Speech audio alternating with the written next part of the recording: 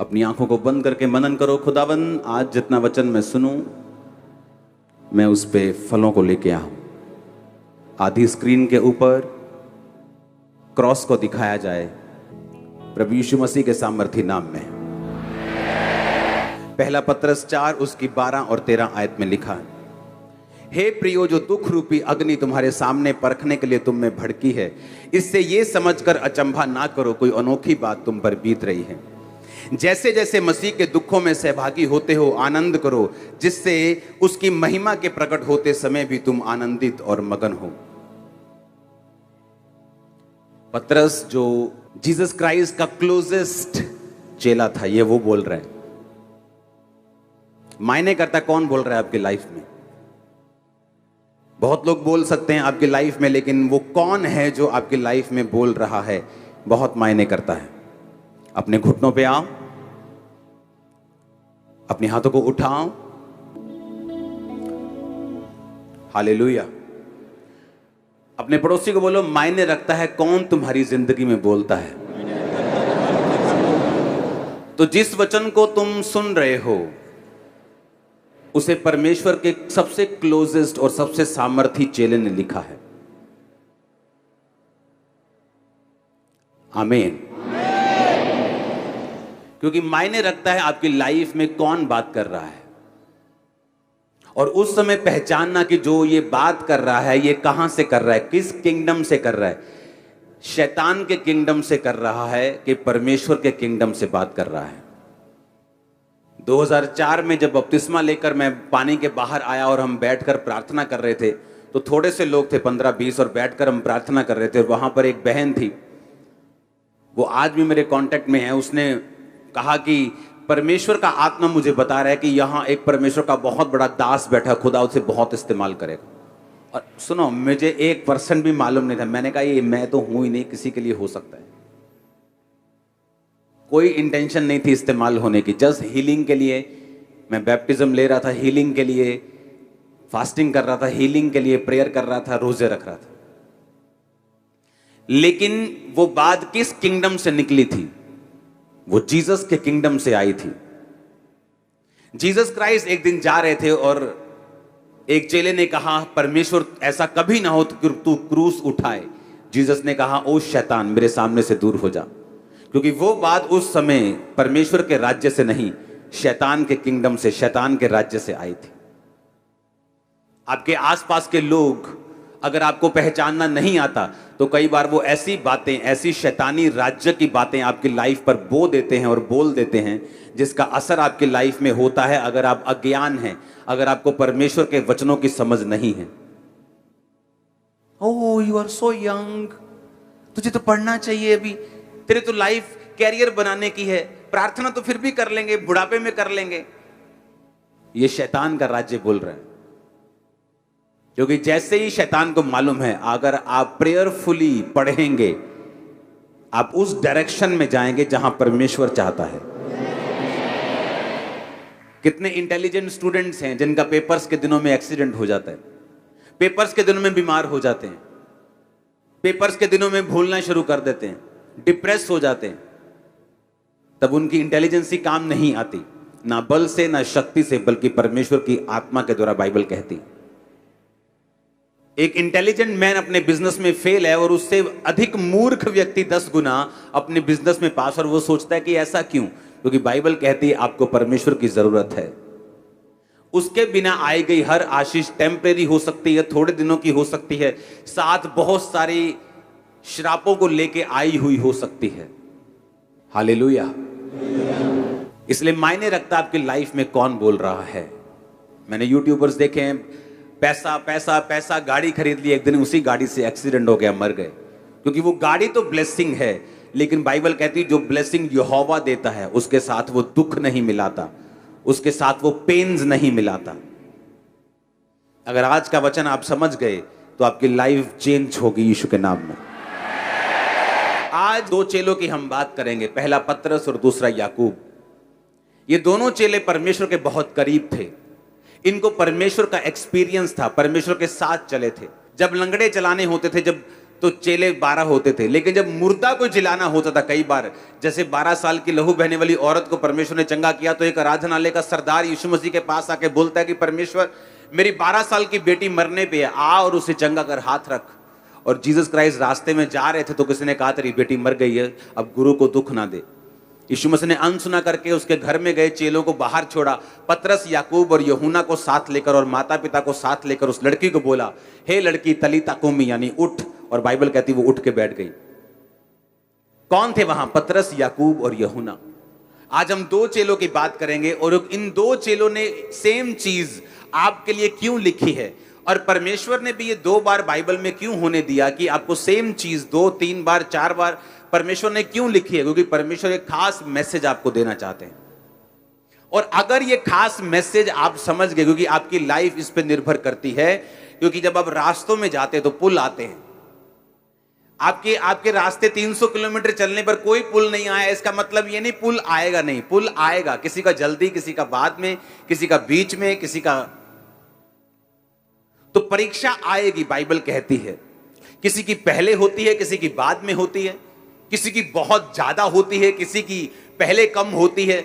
ये डिपेंड करता है, ये मायने ये तब रखता है कि परमेश्वर की प्लानिंग क्या है आपकी लाइफ में, वो कैसे चाहता है आपकी लाइफ में काम करना। ये इस चीज पर निर्भर करता है कि आपकी परीक्षा पहले होगी, बाद में होगी, कितनी होगी, कब होगी, कैसे होगी, ये कोई निर्धारित नहीं कर सकता परमेश्वर के अलावा। और 2 चेले, पहला पतरस 4 उसकी 12-13, पतरस कहता है जब दुख रूपी अग्नि तुम्हें परखने के लिए भड़की है, अचंभा ना करो कि अनोखी बात तुम में बीत रही है, जैसे मसीह के दुखों में सहभागी होते हो, आनंद करो। बोलो अपने पड़ोसी को आनंद करो, ऊंची आवाज में बोलो अपने पड़ोसी को आनंद करो। आपको मालूम है आनंद करने का मतलब क्या है? अपने पड़ोसी को बोलो आनंद करो। कौन कह रहा है आनंद करो? पतरस कह रहा है आनंद करो, कह रहा पार्टी करो, खुशी मनाओ, दुखी मत हो। और दूसरा चेला जो इसी की तरह सामर्थी था और परमेश्वर के सबसे करीब था, वो था याकूब। 1 उसकी 2 से 10 में लिखा, हे भाइयों, जब तुम नाना प्रकार की परीक्षाओं में पढ़ो तो इसको पूरे आनंद की बात समझो। ये भी कह रहा है आनंद की बात समझो, पतरस भी कह रहा है आनंद की बात समझो।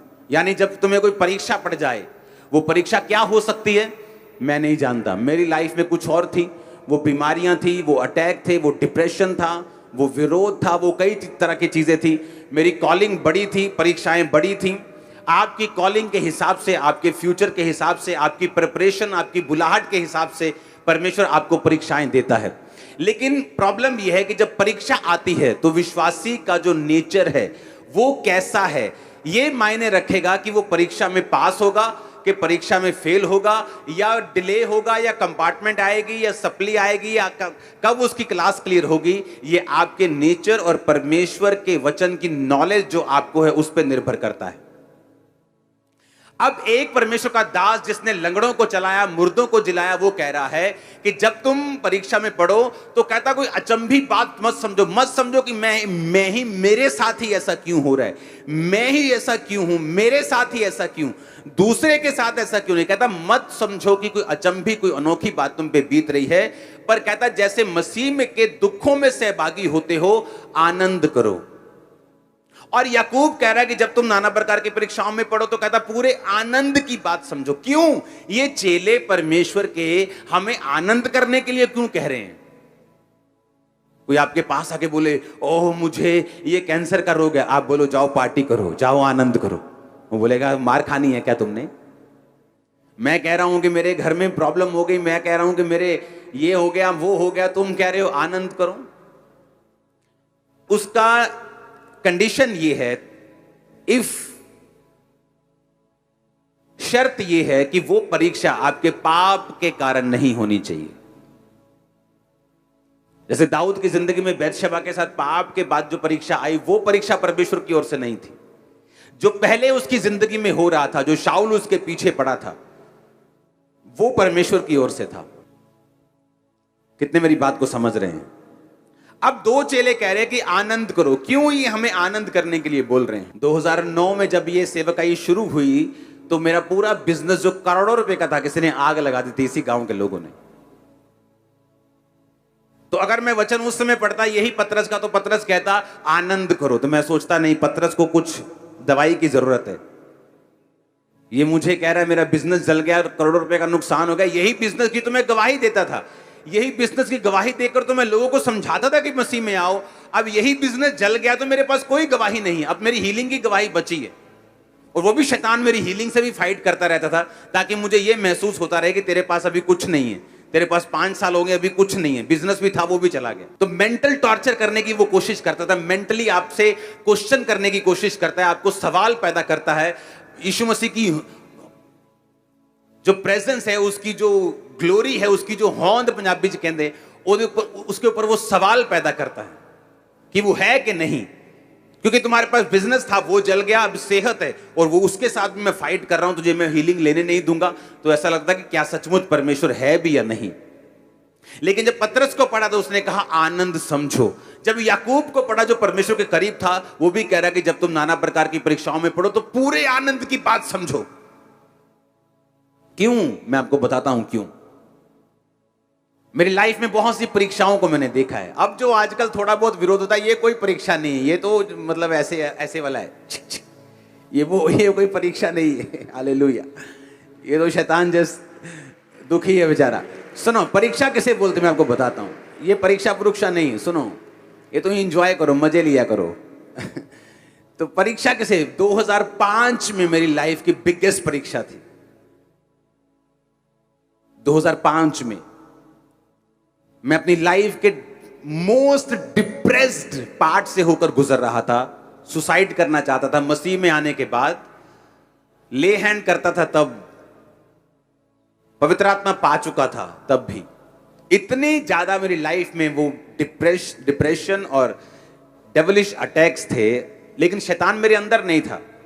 खेल खूल वाला काम परमेश्वर में आने के बाद एक विश्वासी नहीं करता। अगर वो सच्चा विश्वासी है, अगर वो परमेश्वर की पावर को समझता है, अधिकारों को समझता है कि शैतान मेरी जूती के नीचे है, मैं शैतान में खेलूंगा नहीं, तो वो खेल बंद हो जाती है उस दिन, जिस दिन इंसान समझ जाता है। प्रेयर करने की भी जरूरत नहीं, करवाने की भी जरूरत नहीं कि दुष्ट आत्मा मेरे से निकाल दो। अगर तुम क्रिश्चियन हो, शैतान को बोलो ये शरीर यीशु का है, तेरा नहीं, चल भाग यहां से यीशु के नाम में।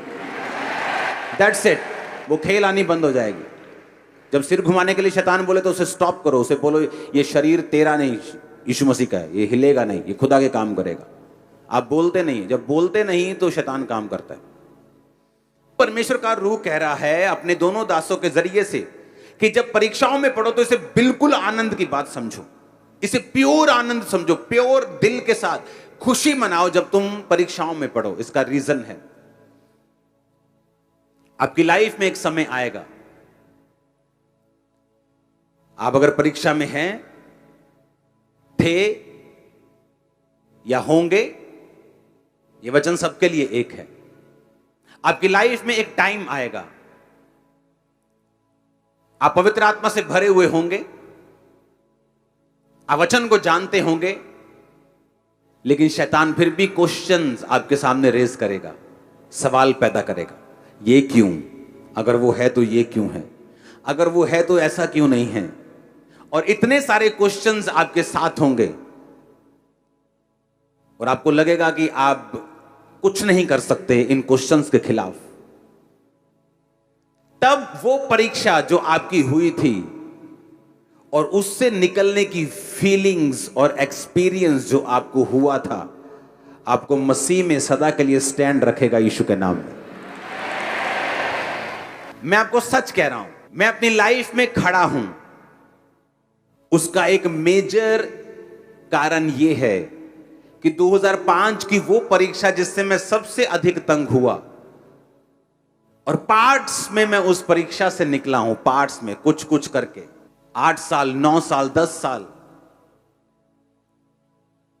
लेकिन जब शैतान ने मेरी लाइफ में क्वेश्चंस रेज किए, बाइबल जानते हुए, पवित्र आत्मा से भरे हुए, सामर्थ पाए हुए भी, वो एक्सपीरियंस जो मेरा परीक्षा से निकलने के बाद जो मैंने प्रभु से लिया था, परमेश्वर ना इनकाउंटर हुआ मेरा आमना सामना, क्योंकि वो परीक्षा से निकलना आसान नहीं था। वो एक्सपीरियंस आज भी जब मैं याद करता हूं, वो परमेश्वर मुझे खड़ा रखता है, क्योंकि वो साबित करता है यीशु मसीह जीवित परमेश्वर। मैं आपको बता रहा हूं, वचन जानने वाले भी लोग कई बार बैकस्लाइड हो जाते हैं, क्योंकि उनका यीशु मसीह से आमना सामना नहीं हुआ, उन्हें यह प्रैक्टिकली नॉलेज नहीं है। आप जानते हैं पतरस वचन जानता था, यीशु मसीह को जानता था। जब यीशु मसीह मर गए तो फिर मछलियां पकड़ने के लिए चला गया था, अपना काम धंधा पकड़ने के लिए चला गया था, बैकस्लाइड हो गया था, और जीसस क्राइस्ट फिर उसके पास गए, इनकाउंटर हुआ।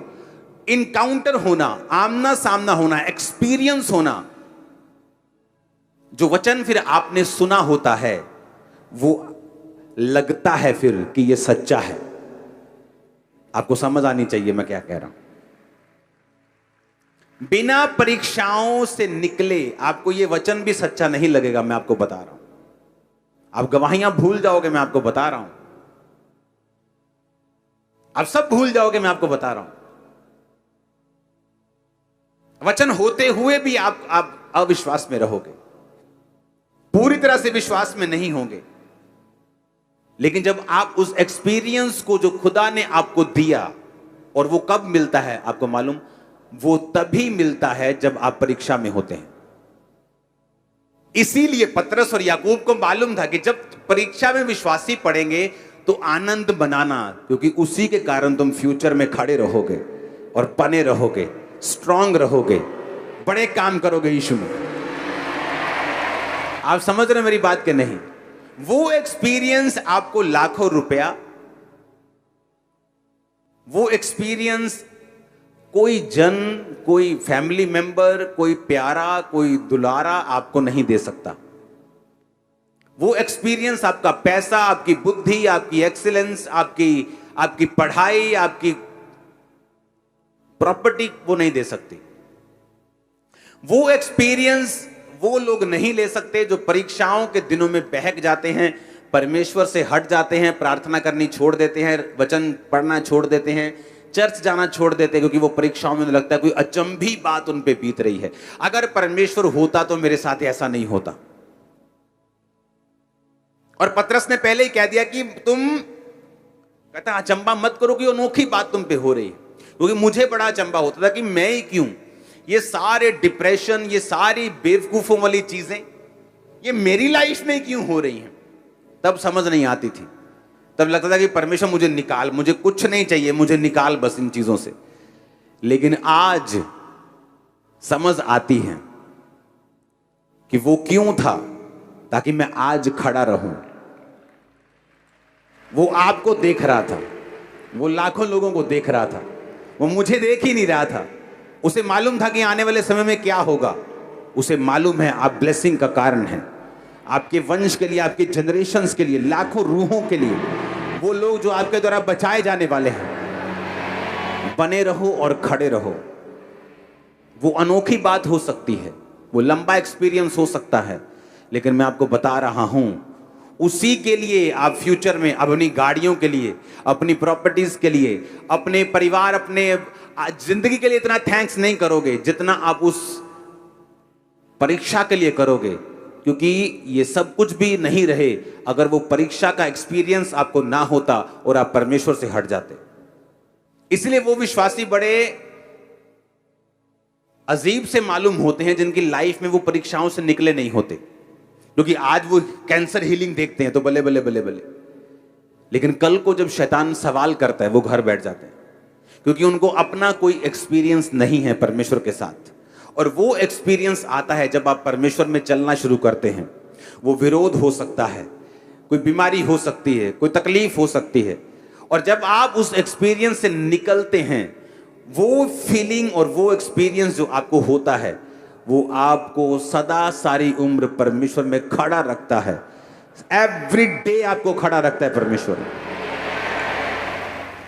आज के बाद जब आप परीक्षाओं में जाएं, जब आपकी परीक्षा हो, तो पतरस को भी याद करना और याकूब को भी याद रखना।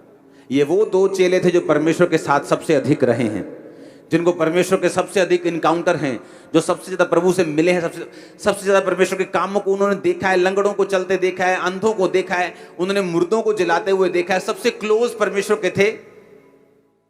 आसमान में परमेश्वर के कपड़ों को चमकते हुए और मूसा और एलिया को परमेश्वर के साथ बातें करते हुए देखा है। ये वो दो चेले कह रहे हैं कि जब तुम पे परीक्षाएं आए तो पूरा आनंद मनाओ, क्योंकि परमेश्वर कुछ ऐसा कर रहा है जो फ्यूचर में तुम्हें चट्टान की तरह स्ट्रांग रखेगा। तुम हट जाओ तो परमेश्वर तुम्हारे पीछे भागने वाला नहीं, उसके पास हमेशा रिप्लेसमेंट है। परमेश्वर के घर की एक निशानी है, जब एक व्यक्ति को घमंड हो जाता है कि मेरे जैसा कोई काम नहीं कर सकता, परमेश्वर उससे बेटर कोई खड़ा करता है। इसीलिए हर एक बंदे को यह मालूम होना चाहिए, इसलिए मुझे मालूम है, आपको भी मालूम होना चाहिए कि उसके पास रिप्लेसमेंट्स पड़ी होती हैं। जब लगता है कि मेरे जैसा ये काम मैं चला जाऊंगा तो देखना क्या होता है, और जब वो व्यक्ति देखता है कि मैं चला गया, मुझसे कोई बेटर उस स्थान पे खड़ा है, क्योंकि परमेश्वर के पास रिप्लेसमेंट्स हैं। आप नहीं करेंगे, कोई और करेगा। दाऊद के बड़े भाई के ऊपर कॉलिंग थी, दाऊद के ऊपर नहीं थी। वो फेल हो गया, छोटे पे आ गई, वो फेल हो गया, छोटे पे आ गई, वो फेल हो गया, छोटे पे, सब फेल हो गए, दाऊद पे आ गई। दाऊद पास था क्योंकि वो परमेश्वर के नाम में उसकी परीक्षाओं के दिनों में भी परमेश्वर के साथ जुड़ा रहता था। आमीन। मैंने लोगों को देखा है, मैंने आपको स्टोरी बताई, बहुत सारी स्टोरीज है मेरे पास। लोग नहीं समझ पाते परीक्षाओं में उनको क्या करना है, परमेश्वर में आगे जाना है कि पीछे जाना है। एक लड़की की हमेशा शिकायत रहती थी अपने मम्मी से कि तू मुझे कम प्यार करती है, मेरी बहन को ज्यादा करती है। हमेशा उसी की यही शिकायत रहती थी, और उसने आके बोलना कि मेरी मम्मी मुझसे, मैंने कहा तेरी मम्मी का प्यार तुझे नहीं चाहिए, तुझे परमेश्वर के करीब जाना है। खुदाबंद की प्लानिंग तेरी लाइफ में अलग है, तो प्रभु के करीब हो। खुदाबंद कई बार दुनिया से आपको रिजेक्शन देता है ताकि आप परमेश्वर के करीब हो सके। अगर तुम नहीं समझोगी तो फिर शैतान तुम्हें अपनी ओर ले जाएगा। बुलाहट छोड़ दी, भाग के शादी कर ली, सेवा से सदा के लिए दूर, वो लाइफ कभी वापस नहीं आई। मेरी लाइफ में मैं और मेरे भाई ने इकट्ठे बपतिस्मा लिया था, लेकिन मेरा भाई मेरे मम्मी और पापा से ज्यादा अटैच था और मैं कम अटैच था। वो छोटा ही रहा, मतलब वो 25 का था तब भी छोटा ही था, वो 15 का था तब भी छोटा था, तो मैं बड़ा ही था। लेकिन एक कारण था, जब बपतिस्मा लेने के बाद मेरी फैमिली में तगड़ा विरोध शुरू हुआ, तो उस विरोध के प्रेशर में आके मेरा भाई बैकस्लाइड हो गया और मैं आगे चला गया, क्योंकि मैं अटैच नहीं था इतना इमोशनली। अगर होता तो क्या होता आपको मालूम होता।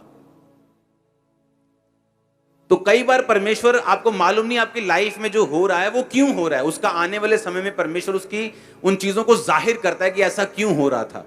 तुम्हें सिर्फ खड़े रहना और बने रहना। मैं खड़ा रहा, बना रहा। आई थिंक 2009 में, आई थिंक, हाँ 2004 में मैंने बैप्टिज्म लिया, तो 2005 से इमेजिन कर लो वो बैकस्लाइड था। 5 निकल गया, 6 निकल गया, 7 निकल गया, 8 निकल गया, 9, 10, फिर वो वापस आया।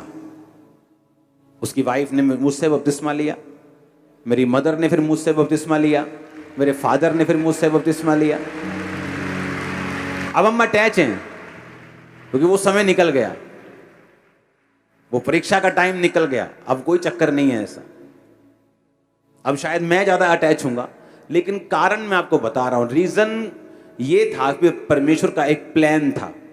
तो कहता अचंभी चीजों को मत लो कि कुछ अचंबा तुम्हारे साथ हो रहा है, क्योंकि परमेश्वर कुछ माइक्रो चीजें तुम्हारी लाइफ में कर रहा है। तुम्हारी सोच के ऊपर वो काम कर रहा है, तुम्हारे सराउंडिंग में जो हैं उनके लिए वो तुम्हारी लाइफ में काम कर रहा है। कई बार आपका दोस्त आपको रिजेक्ट कर देगा, आप बोलोगे यार मैंने क्या किया है, ये मुझसे ज्यादा 10 गुना नीचे, ये मूर्ख व्यक्ति इसका दोस्त है, इसके साथ ये बनती है, मेरे साथ क्यों नहीं बन रही इसकी। परमेश्वर नहीं चाहता, वो आपको अलग रखना चाहता है। पर आप शक कर रहे हो कि मैं अच्छा हूं कि नहीं। You are the best. आमीन। आप बेस्ट हो, क्योंकि परमेश्वर कुछ, सुनो, अगर आप बच्चों वाले हैं या आप माता पिता हैं तो आप समझेंगे। आप अपने बच्चे की हर चीज को नोटिस करते हो, किसके साथ बात करता है, क्या खेलता है, क्या बोलता है, क्या खाता है, क्या पहनता है, कैसे सोता है। आप हर चीज में निगाह रखना चाहते हो कि आपको नहीं चाहिए कि कुछ गड़बड़ हो जाए। परमेश्वर, आपको लगता है कि परमेश्वर को सिर्फ प्रार्थना बाइबल से मतलब है, बस प्रार्थना करी, बाइबल पढ़ी, चर्च गए, टाइट दिया, परमेश्वर को। और परमेश्वर नहीं, परमेश्वर आप सोचते कैसा है, आप जाते कैसा है, गाड़ी क्या, उसको हर चीज से मतलब है। और वो आपकी लाइफ में बिल्कुल बारीकी से काम करता है। अगर आप ध्यान से देखें तो बस इतना रहम कर देना कि तुम बने रहना परमेश्वर में। पाप में रह के जो परीक्षाएं आएंगी वो तुम्हें कम करने के लिए होंगी, पवित्रताई में रहकर जो परीक्षाएं आएंगी वो तुम्हें बढ़ाने के लिए होंगी। बस ये एक फर्क तुम अपने आप तय कर लेना, क्योंकि पंगा लिया है शैतान के साथ, जप्फी पाई है तो परीक्षा आई है, कि शैतान को थप्पड़ मारा है तो परीक्षा आई, कि प्रभु के साथ जप्फी डली है तो परीक्षा आई। अगर तो शैतान के साथ जप्फी डली है तो परीक्षा आई है, तो फिर वो घटाने के लिए है। अगर प्रभु के साथ हक किया है तो परीक्षा आई, वो तुम्हें बढ़ाने के लिए है। तो परमेश्वर माइक्रो मैनेजिंग आपकी लाइफ में करता है, छोटी छोटी चीजों पर भी वो काम करता है। आपको फ्रस्ट्रेशन हो सकती है, कई बार आपको खिजाहट आ सकती है, आपको अजीब लग सकता है, लेकिन परमेश्वर आने वाले समय को देख रहा है। मेरा विश्वास है कि अब परीक्षाओं में आप आनंद को मनाएंगे, आप उसमें खड़े रहेंगे, विश्वास के साथ अड़े रहेंगे। आमीन। ऊंचा तो ये बरकत आपकी है।